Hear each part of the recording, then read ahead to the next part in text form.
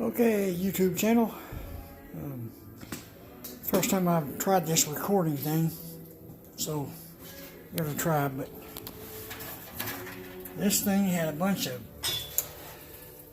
it basically looked like roofing tar just sprayed on it, and it was super thick. I mean, there were some places that was probably 3/8 of an inch to a 1/2 inch thick, and it looked like maybe there was an area where they put a piece of cardboard up there and then sprayed some more because there's a big old thick line.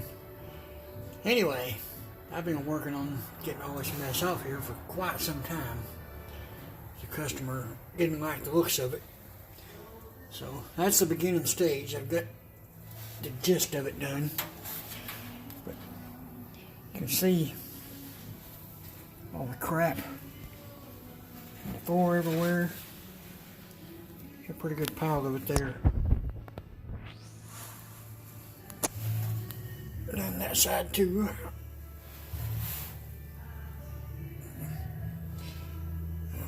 I've done that. I had a flapper disc. It was 36 grit.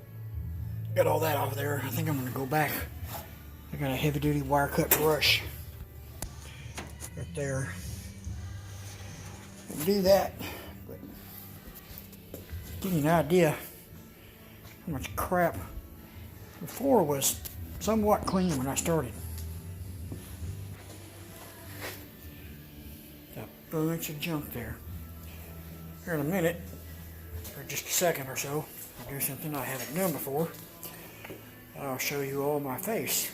And what better time to show you whenever I'm dirty, my hair is a mess, and all that good stuff. So, here goes. Let's see how dirty I got doing all this. Hope I'm pointing that at my face right. Hello, YouTube land. Anyway, so been out here. I've finally got all my welds ground down, and I had to get all that stuff off from the inside so I could hammer and dolly this, because there was just no way I was going to be able to hammer and dolly it with all that sound deadening stuff that was on there. Or rust proofing or whatever it was. I guess it done a little of both. But anyway, just thought I'd share that. Total progress here. Got the welds down here all ground down. And I was talking about it yesterday on a video I did. These areas right here, right there, that's where I had to cut that and bend it in to have room for that shock. Because whenever you put the bumper back on the car, there's a plate back there on the shock, and you need room to get up in behind it a little bit with a wrench there. I guess that's the main reason why Plymouth or Chrysler or Dodge, whoever built this, did that. But something else we're going to do. The guy that owned this car before, he put 71 and 72 bumpers on this car. This car is a 74. Now, the back bumper, what we're going to do, the bumper is behind the shop under my lean-to, so I can't go get it, but the shocks that go in there, I seen on one Dodge forum where some people were talking about how one guy drilled a hole in the shock, and he said he compressed it, got a little bit, he said not very much oil leaked out. Then he pushed it in, held it where he needed to, and then welded it, and then bolted it where he needed to. What I'm thinking I'm going to do, the tube on the end of the shock, it's hollow up inside quite a ways before it gets to the actual oil part or gas part of the shock, whatever it was back then. So I'm going to figure out exactly how much I got to trim off of that, because it bottoms out inside that tube right there. And there's a little bolt that goes right in the middle that bolts on the back side. And these bolts here go on a plate that's on around the edges of that shock. So what I'm going to do is figure out how much I gotta cut off, and I'm figuring it's about 1.5 to 2 inches, somewhere in that neighborhood. So I may just cut off 3/4 of an inch first and just go a little bit at a time.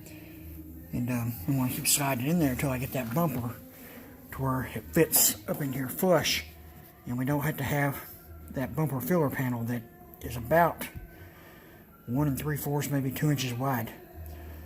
That thing, I found one on eBay that was a new old stock.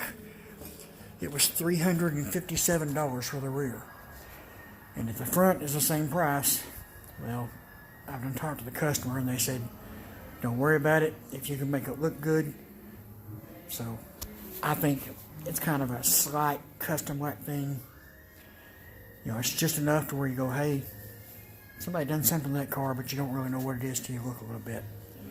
So, like I said, I'm going to cut the ends of them tubes off, slide that up in there, and then the bolts that are on there, they will still stick through there, and I can bolt everything on, and the shocks will still be functional, because the part I'm cutting off is just a little sleeve.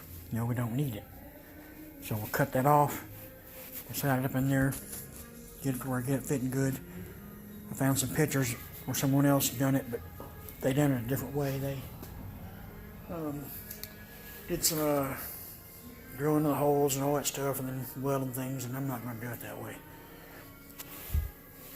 I'm not trying to brag, but I think my way is a better idea, because, you know, those shocks are on there for a reason. If you weld them up, and if you get hit, it's just like one of the older cars that didn't have the ability to absorb all the kinetic energy from the wreck. And all that kinetic energy being absorbed is what keeps you from being slammed around inside the car so much.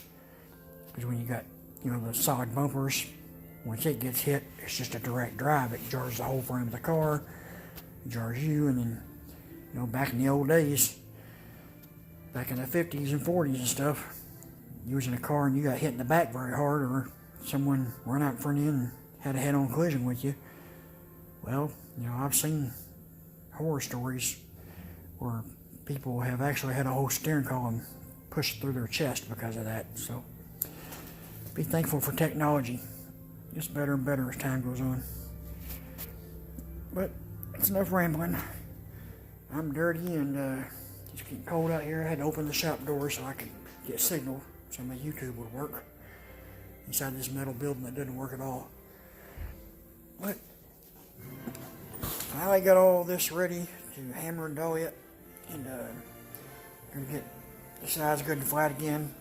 They warped up a little bit whenever I welded them, so I gotta get them flat.